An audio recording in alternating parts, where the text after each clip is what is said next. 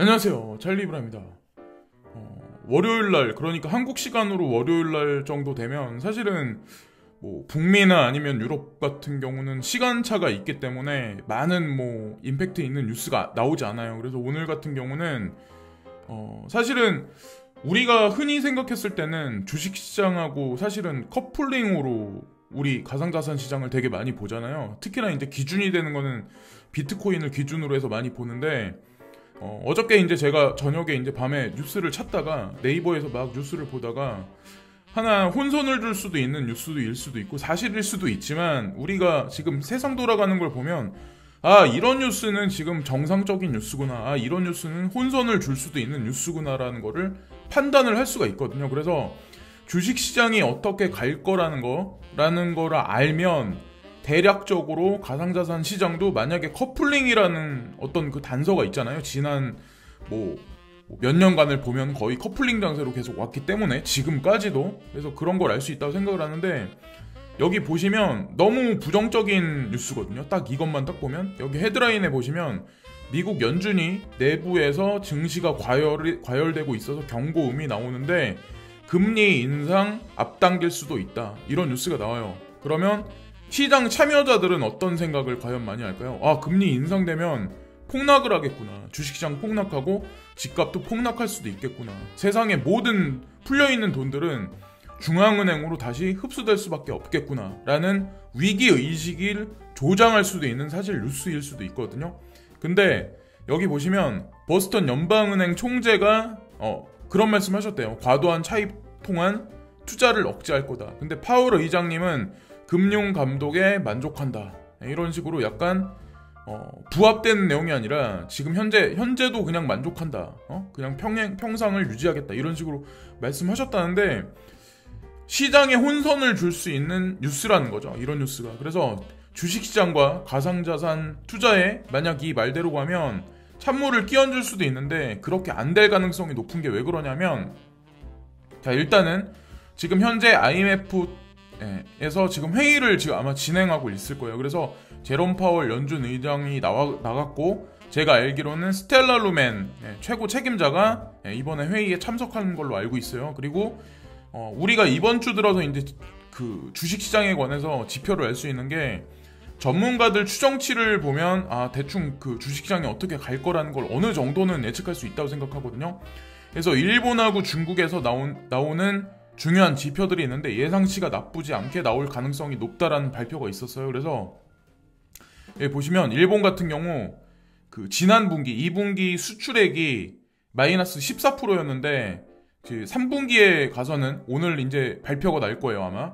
그래서 마이너스 2.4%가 될 가능성이 되게 높다라는 얘기 있었고, 무역 수지 같은 경우도 248에서 989 빌리온으로 많이 늘어날 가능성이 높다. 아마 아시겠지만 팬데믹으로 인해서 그 2분기 같은 경우는 되게 저조했었는데 3분기에는 그나마 저는 조금 더 흐름세가 나쁘지 않았다고 생각을 하거든요. 특히나 이제 중국에서 나오는 지표도 되게 유의하게 봐야 되는데, 고정자산 같은 경우 마이너스 0.3에서 0.80으로 플러스로 돌아서고, 그리고 GDP가 3분기에는 3.2%에서 5.2로 늘어날 가능성이 높다. 아마 아실 거예요. 코비드19로 인해서 현물 경제에서 막 위축되고 그런 사실이 있긴 했었지만, 어쨌든 나쁘지 않게, 제가 알기로도 판매량이 나쁘지 않게 나왔던 걸로 알고 있고, 중국 산업 생산 지수 같은 경우도 5.6에서 5.8로 0.2% 늘어났고, 그리고 리테일, 중국 소매 판매자 지수 같은 경우도 0.5%에서 1.8%로 늘어날 가능성이 높다 라는 이런 이견들이 있어요. 근데 일본 주식시장하고 중국 주식시장이 어떻게 흘러가는지에 따라서 또 미국 주식시장도 또 판가름이 나거든요. 서로 주고받고 하는데, 그래서 어쨌건 주식시장이 만약에 긍정적으로 이런 긍정적인 지표가 전문가들 예상치대로 만약에 흘러가서 나오면 아마도 이번 주 들어서는 12,000달러를 그러니까 비트코인 기준에서 한 번 더 이제 도전하는 어떤 그런 시도가 나오지 않을까라고 개인적으로 생각을 하고, 특히나 중요한 게 이번 주에 미국 주식시장의 실적 시즌이에요. 그래서 21일 날 같은 경우는 테슬라가 발표하는 걸로 알고 있거든요. 그래서 어떻게 될지 지켜보시고, 그리고 페이스북, 그리고 애플사, 아마존, 넷플릭스, 구글. 예. 코비드19로 인해서 사실상 제가 개인적으로 생각하는 거는 애플폰 같은 경우는 이번에 이제 그 아이폰 12가 나오잖아요. 그래서 그게 이번에 뭐 판매를 하려고 지금 주력을 하고 있는데, 제가 봤을 때 뭐 생애 주기가 있잖아요. 근데 아이폰에 관해서 구매 주기가 있는데 이번에 5G 폰이 나오는 게 처음에 나오는 거거든요. 그래서 120MHz를 지원해주지 않는 거는 기정사실이라서 판매량이 어떻게 될지는 모르겠지만, 제가 개인적으로 생각했을 때는 5G가 처음에 나오는 거기 때문에 아무래도 실적이 앞으로 향후 전망도 좋다고 아마 판단이 나오지 않을까. 그리고 뭐 아마존이나 넷플릭스나 뭐 이런 거 같은 경우는 사실 코비드19로 인해서 사람들이 이제 뭐 실외 활동을 많이 안 하니까 당연히 실적이 엄청나게 좋게 나올 수밖에 없고, 전체적인 미국 주식시장의 시가총액을 반 이상을 끌고 가는 게 사실은 빵이라는 어떤 이런 게 있기 때문에 사실은 저는 나쁘지 않게 긍정적으로 나올 거라고 이제 개인적으로 저는 생각을 하고 있습니다. 그리고 특히나 이제 중요한 게 금리에 관해서 이제 올릴 거다. 그래서 시장에 패닉을 만들 거다. 대출 시장도 억제할 거다라고 주장하셔가지고 폭락 장세가 나올 거다라고 이견을 하시는 분들도 되게 많지만, 11월 3일 날이 사실은 이 두 후보의 트럼프 진영과 바이든 후보 진영의 이제 마지막 결론이 나는 날이 이날이잖아요. 채 얼마 남지도 않았어요. 사실 알고 보면. 그래서 보름 남았기 때문에 민심을 고려해서 시장의 패닉을 유도하지는 않을 거라는 게 제 개인적인 일단 생각이고, 그리고 또 아이러니한 게 11월 3일 날이 선거 날인데 여기 보시면 선거 직후에 바로 FOMC 회의가 있어요. 이게 정례 회의인데 11월 4일 날하고 5일 날 이 회의가 있어요. 이날 이제 금리가 결정이 되거든요. 그래서 금리가 동결적으로 지속적으로 지금 가고 있는데, 여기서 갑자기 연준에서 기조를 틀어서 금리 인상할 거예요, 이런 식으로 말이 나온다고요? 저는 그거는 말도 안 된다고 생각을 하거든요. 금리 기조 유지거나 조금 더 한 발 나가면 금리를 조금 더 내릴 확률이 높다라는 저는 생각을 합니다. 지금 현재가 0.25에서 0% 제로금리 정도일 거예요. 그래서 0.25에서 아마 조금 더 내릴 확률도 또 높지 않을까. 그래서 하반기 들어서 예산안 편성에 관해서 1.8조에 관해서 승인되기를 트럼프 대통령이 이제 바라셨는데, 그게 뭐 야당 여당 다 결렬이 됐잖아요. 그래서 그게 아마 하반기 들어서는 작용해서 가상자산 시장도 아마 커가지 않을까라는 생각을 하는데, 금리 인상이 말도 안 되는 게 뭐냐면, 우리나라도 마찬가지지만 주변에 자영업 하시는 분들, 그리고 직장 다니시는 분들도 마찬가지지만 일자리를 잃으시는 분들이 되게 많아요. 근데 이게 뭐 프랑스, 유럽이나 뭐 전반적인 다 북미도 마찬가지, 뭐 한반도, 우리나라 같은 경우도 마찬가지고, 자영업 시장에 지금 이 문 닫는 폐업하시는 분들이 얼마나 많아요. 그래서 전부 다 지금 울고 있는 지경인데, 여기다가 대출자들도 되게 많을 텐데 대출금은 점점 쌓여나가고 여기서 금리를 올린다고요? 그러면 결국엔 다 죽자는 얘기예요. 지금도 미국에서는 사람들이 폐쇄가 되게 짙어지고 먹고 살기 힘들어지니까 푸드스탬프 받는 사람도 점진적으로 계속 늘어나는 현상이 나오고, 월세도 렌트비도 못 내고 있는 사람이 점점 늘어나고 가고 있는데, 여기서 금리를 인상한다고요? 그거는 말도 안 된다는, 저 이제 개인적으로 그런 생각을 하거든요. 그래서 어쨌건 그런 식으로 돌아갈 확률이 높고, 가상자산 시장 같은 경우는 저는 이제 어떤 마음으로 지금 현재 상황을 바라보냐면, 솔직히 그렇거든요. 여기 어떤 그 복권이 있어요. 5억짜리 복권이 하나 있어요. 이걸 뭐 즉석 복권이라고 우리 흔하게 하죠. 저도 이제 옛날에 어릴 때는 호기심에서 이거 꿈자리 좋을 때는 뭐 한두 개 사고 그 정도 하고 말긴 했는데, 이거를 뭐 주기적으로 사시는 분들도 있을 거야 아마. 한 방을 노리셔가지고. 근데 가상자산 시장은 사실 이런 복권 투자하는 거랑 질적으로 확실히 틀리거든요. 그게 왜 그러냐면, 이 복권인 같은 경우는 우리가 예를 들어서 크게 수익이 날 거라는 걸 기대는 해. 그러나 여기 보면은 여기 그 선물이라고, 여기 상금이라고 써있는 요 부분 있죠. 여기를 동전으로 긁어내야 그 형상이 나와요. 이게 진짜 5억짜리 당첨금인지 아닌지. 그죠? 근데 지금 여기 가려져 있기 때문에 이게 1,000원이라는 값어치의 그냥 복권 종이 한 장일 뿐이에요. 근데 나중에 가서 이게 다 스크래치가 나가지고 이걸 다 긁어가지고 여기 20억 원의 당첨금이 있다는 종이로 이 복권이 만약에 변해봐요. 그러면 이게 과연 2,000원일까요? 이게 여기 지금 사람들이 보이지 않게 이런 식으로 가려져 있어서 그 어떤 그 값어치에 관해서 지금 가려져 있기 때문에 대중들이 이게 똥인지 된장인지 이게 똥인지 금인지 그런 거를 어떻게 보면 구분 못할 뿐이지 이게 나중에 여실하게 이게 다 드러나면 결국에는 모든 사람들이 이 복권을 차지하기 위해서 20억 정도의 돈을 주고 이 복권을 매입할 수도 있다는 거죠.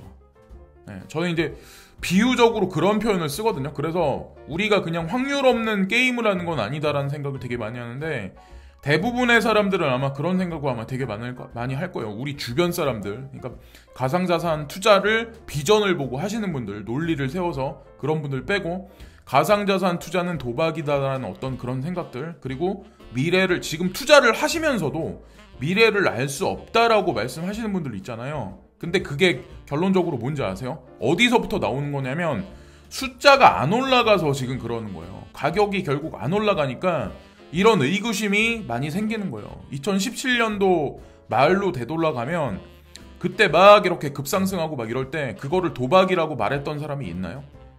올라갔다가 떨어지니까 도박이라는 얘기가 그때부터 나왔던 거예요. 그리고 미래를 알 수 없다는 얘기가 나왔지 가격이 일단 올라가면 이 말은 다 사라진다고 저는 생각을 하거든요. 근데 지금 현재가 요런 장세라는 거죠. 지금 숫자가 안 올라가고 있는 어정쩡한 장세, 여기서 폭락이 올 수도 있다는 장세, 그런 일이 있기 때문에 이런 심리가 대중 심리에 되게 팽배하다는 그런 생각을 하는데 지금 이 가상자산 시장 통화 시스템에 관해서 개혁하는 설계자들은 이 퍼즐이 어떻게 그림이 그려질지 알고 있는 사람이에요. 이 손을 가지고 있는 이 설계자들은 이 모습이 결국엔 성 모습이라고 나올 수 있다는 걸 이 사람들은 이미 알고 있는 거고, 우리 대중들은 퍼즐 하나, 퍼즐 두 개, 퍼즐 세 개, 요 그림만 보니까 이것에 관해서 그게 없는 거예요. 명확성이 없는 거예요. 그러니까 자꾸 흔들리는 거야. 가격이 받쳐주지 않으니까 호재 뉴스가 나와도 흔들리는 거야. 스캠이라고 생각을 하고, 그리고 확신을 못 갖는 거죠. 그래서 퍼즐 조각 몇 개로 그림을 볼 수가 없어요. 우리 대중은. 왜? 설계자가 아니잖아. 이 퍼즐을 처음부터 탄생시킨 사람이 아니잖아요. 그러나 지금 퍼즐을 가만히 보시면 이게 성이라는 모습을 누구나가 다 알 수 있어요. 이 퍼즐이 완성되면 그때는 수많은 대중들이 저는 몰려올 거라고 저는 생각을 하거든요. 그럼 지금의 가격이 사실은 어정쩡한 가격이고 폭락할 수도 있는 가격이라서 지금 흔들흔들 거리시는 분들이 아마 되게 많을 거예요. 멘탈이 나가고. 왜냐면 너무 힘들어. 야, 3년을 기다렸는데 이거 언제까지 이러다 이거 내 인생 끝나는 거 아니야? 라는 생각을 하실 분들이 아마 되게 많으실 거예요. 왜냐면 안 올라가니까. 가격이 안 올라가니까.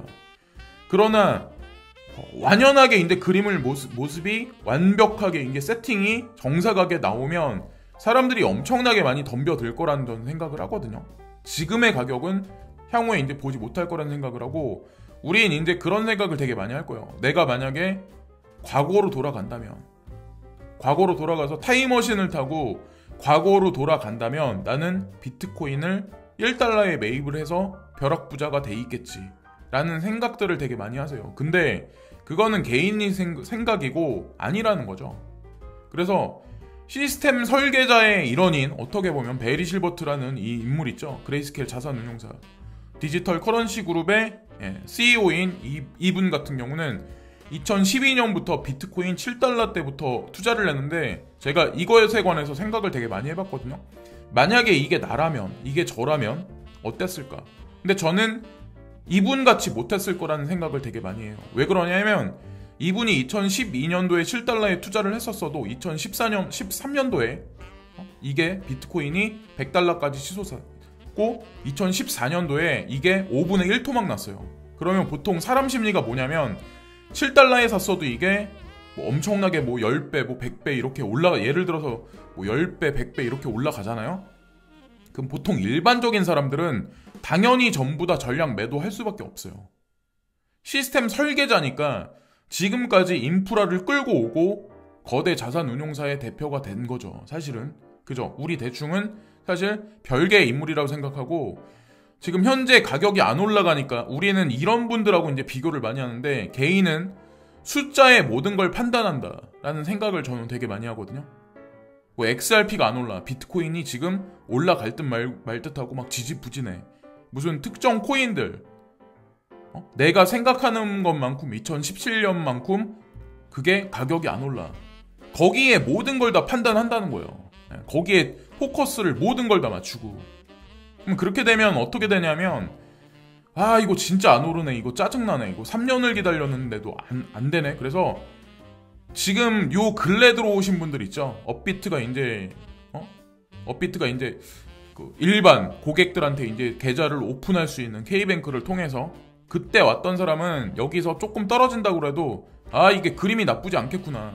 이 사람들은 지금 땅을 늦게 파더라도 여기까지 도달할 확률이 높아. 근데 오랫동안 물려있어가지고 지친 사람들 있죠. 마음도 몸도 지친 사람들. 그리고 물타기를 지속적으로 했음에도 불구하고 계좌는 불어나지 않고 인내심의 한계가 느끼고 이런 분들이 오히려 더 여기서 탈락할 확률이 저는 높다라고 생각하거든요. 근데 가상자산 시장을 여러분들 보시면 아시겠지만 코인베이스 IPO부터 OCC 미국 금융감독청의 그 부청장이신 분, 그분이 커스터디, 미국 전 은행의 커스터디, 가상자산 시장에 관한 커스터디 얘기도 나오고, 그죠? 그리고 뭐 채굴 어떤 그 채굴 회사들, 뭐 카나안이라든가 뭐 IPO 진행해서 입성을 했죠. 주식시장에 입성을 했고, 그리고 비트메인 같은 데도 IPO를 진행하기 일보 직전이고, 여러 가지 정황을, 그리고 마이크로 스트래티지나 스퀘어사나 이런 거대 자산 그룹도 지금 보면은 전략적으로 자기 자산의 대차대조표에 지금 비트코인이나 가상자산을 매입하고 있는 현재 단계예요. 그래서 저는 구분응성까지 거의 다 왔다라는 생각을 되게 많이 하거든요. 여기서 그래서 이게 뚫어지면 엄청나게 2017년만큼 급등할 거라는 말씀을 드리는 건 아니에요. 그러나 지속적인 상승이 향후 10년 이상 우리가 죽을 때까지 저는 자산시장으로 중심에 우뚝 설 거라는 생각을 되게 많이 하거든요.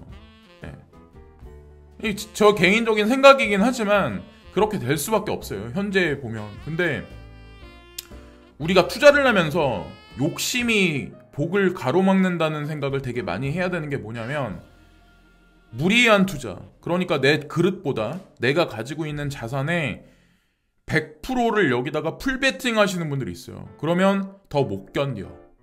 네, 그러니까 기간을 정해두는 거예요. 자꾸 올해 연말까지 올라갈까요?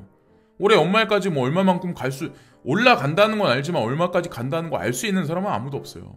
그리고 욕심이 차면 트레이딩 할 때 낭패를 볼 확률이 되게 높아요. 아마 아시겠지만 그냥 적당한 선에서 그냥 먹고 적당한 선에서 하루에 1%씩 버는 사람, 하루에 2%씩 벌겠다 목표로 갖는 사람이 그게 쌓이고 쌓이면 사실 무섭거든요.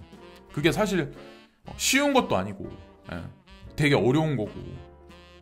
근데 어쨌든 이 욕심을 버려야 된다는 생각을 되게 많이 하고, 코인 투자도 마찬가지. 뭐 자영업을 하시는 분들, 뭐 아니면 뭐 사업을 하셔가지고 사람을 부리시는 분들도 마찬가지고, 세상 만사가 이 욕심이 차면 저는 그런 생각을 하거든요.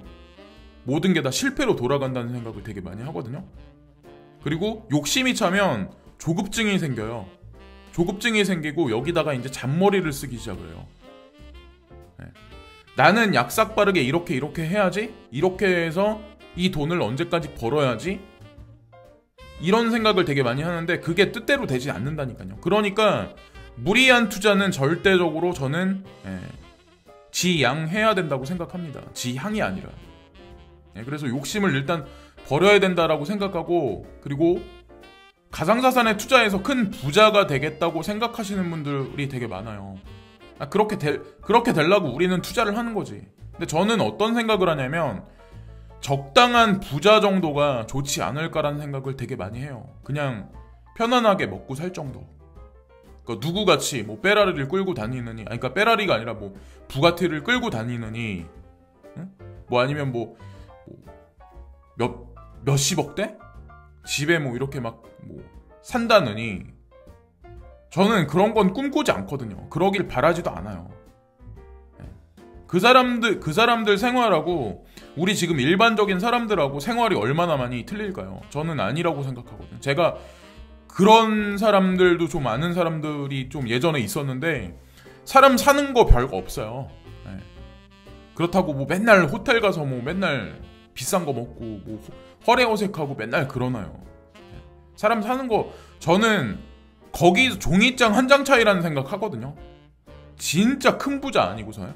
근데 큰 부자가 되면 어떤 게 생기냐면, 지금 같은 경우 전 세계가 돌아가는 게 표적이 될 수밖에 없어요. 왜? 먹고 살기, 사람이 지금 보면 직장 잃는 사람, 자영업 망하는 사람이 많기 때문에 큰 누군가 주변에 큰 부자가 있다는 걸 알면 표적이 될 수밖에 없어요.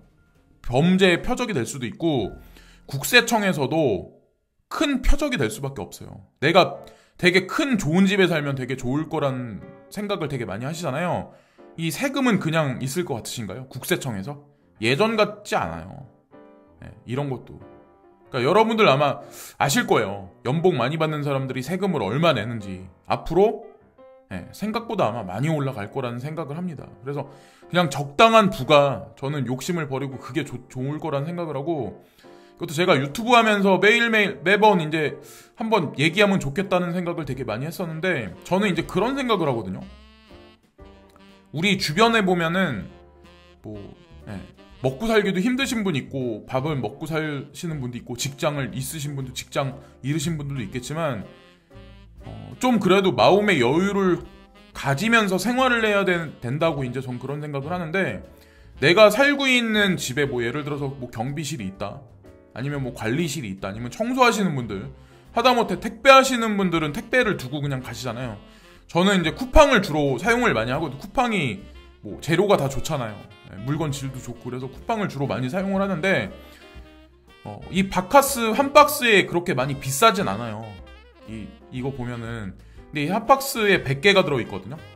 근데 택배 오시는 분들, 직접 뭐 드리기는 뭐하지만 뭐 우체국 택배나 뭐 쿠팡이나 이러신 분들 줄 수 있을 때 저는 주려고 해요. 냉장고에 넣어놨다가. 그리고 경비실에는 이거 뭐지 10개짜리 그 한 박스씩 주려고 하고, 그 뭐 오가다가 경비하시는 분들 있잖아요. 그런 분들한테도 저는 수고하신다고, 특히나 연세 많으신 분들한테는 수고하신다고 이렇게 말씀드리면서 요거 조그만 거 10개 들은 거 이거 한 박스씩이라도 드리려고 하거든요. 제가 뭐 부자라서 그러겠어요. 전 부자 아니에요. 근데 저는 이런 게 되게 중요하다라는 생각을 되게 많이 하거든요. 특히나 고맙다, 수고하신다, 이런 말 한마디. 특히나 연세 드신 분들 보면, 제가 지나가다가 저는 그런 청소하시는 분들이나 청소하시는 아주머니들이나 아니면 경비하시는 아저씨들 보면 인사를 항상 하거든요. 근데 저보다 나이 어린 친구들인데 인사 안 하는 친구들도 되게 많아요. 저는 근데 진짜 싸가지 없게 보거든요. 집에서 어떻게 자랐는지, 어떤 생각을 갖고 사는지는 모르겠지만, 이거 한 박스 사는데 솔직히 큰 돈 들어가는 건 아니거든요. 근데 마음의 여유가 있어야 된다라고 저는 생각을 해요. 세상 만사 뭘 하든 간에.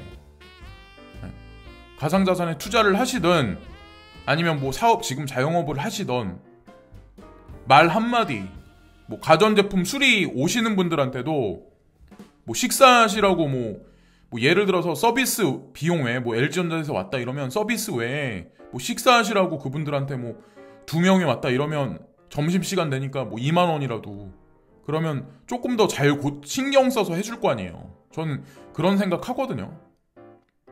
뭐 이건 저 개인적인 생각이긴 하지만, 어쨌든 트레이딩을 하시건 뭐 세상 살아가는데 큰 돈 안 쓰시더라도 좀 여유를 갖고 가상자산 투자를 하시는 것도 좀 그런 식으로 바라보시면, 제가 보기에는 좋은 결과가 분명히 올 거라는 생각에서 이번 영상을 이제 준비를 했습니다. 그래서 불안하신 분들이 되게 많으시겠지만 결론은 분명히 날 거라는 생각을 지금까지 찰리브라운이었고 오늘도 시청해주신 모든 분들께 진심으로 감사드립니다. 끝으로 구독과 좋아요 부탁드립니다. 감사합니다.